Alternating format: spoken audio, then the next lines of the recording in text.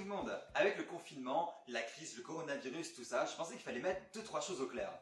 Arrêtez de dire que le Messie arrive toutes les 30 secondes, ça sert à rien. Il y a des rabbins, ça fait 20 ans qu'ils nous l'annoncent tous les jours. Puis, si tu dis dans une phrase que t'es pas prophète, et que la phrase d'après, tu tentes une prophétie, et bien en fait la phrase d'avant, elle s'annule. Je sais pas, dites que ces temps durs doivent nous faire réfléchir à nos priorités, à Dieu, à là où on est dans la vie, mais vous n'avez pas besoin de l'annoncer comme ça, toutes les 30 secondes. En plus, pour moi, une religion qui a besoin de faire peur un petit peu à ses adeptes pour qu'ils pratiquent, ça m'inspire perso pas trop confiance. Alors, il faut attendre le Messie, oui, c'est normal, c'est même un des points essentiels du judaïsme. Mais il faut l'attendre, pas annoncer sa venue tous les jours comme un cavalier de l'Apocalypse. Et puis, excusez-moi, tiens, donne-moi. Le point Godwin.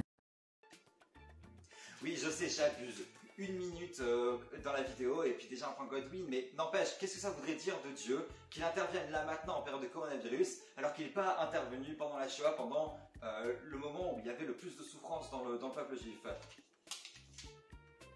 Et justement, moi, je prie, je jeûne, je paye ma facture France Télécom, et pourtant j'ai toujours pas de ligne directe de Dieu, alors que certains ont l'air d'en avoir une, mais tous les jours, en fait, prix d'un appel local. Donc faudrait peut-être arrêter de spéculer un petit peu sur les raisons de Dieu, et sur ce qu'il fait, sur le fait qu'il nous envoie les virus, les pandémies, les épidémies, les taches sur le sol de votre cuisine qui partent pas. Dieu a créé les règles du monde, les règles naturelles, et maintenant, le monde fonctionne de cette manière, avec des règles de la nature qui ne changent pas.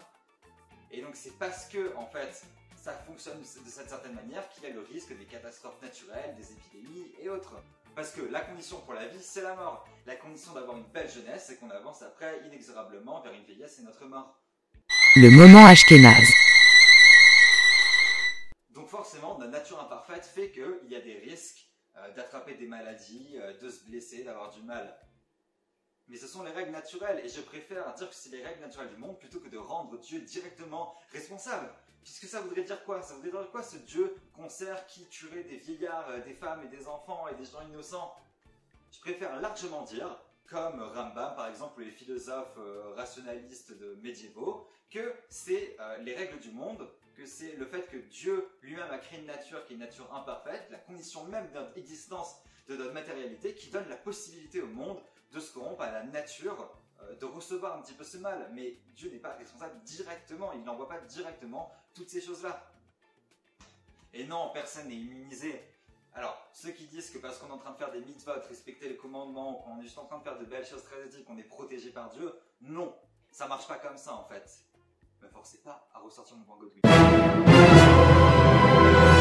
Donc comprenez que si vous continuez à aller à la prière, au minanim, à aller voir vos amis, eh bien vous vous mettez en danger vous-même, mais aussi vos proches. Restez chez vous. C'est plus simple.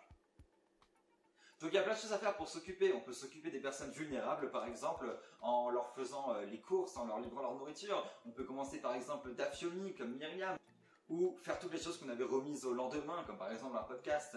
Eh bien, toutes ces choses-là, on a de quoi faire. On peut réfléchir un petit peu à nos priorités, à Dieu, on peut prendre plus de temps pour prier le matin. Il y a énormément de choses à faire tout en restant chez nous. Voilà, j'espère que vous avez aimé un petit peu cette mise au point. Prenez soin de vous et à bientôt.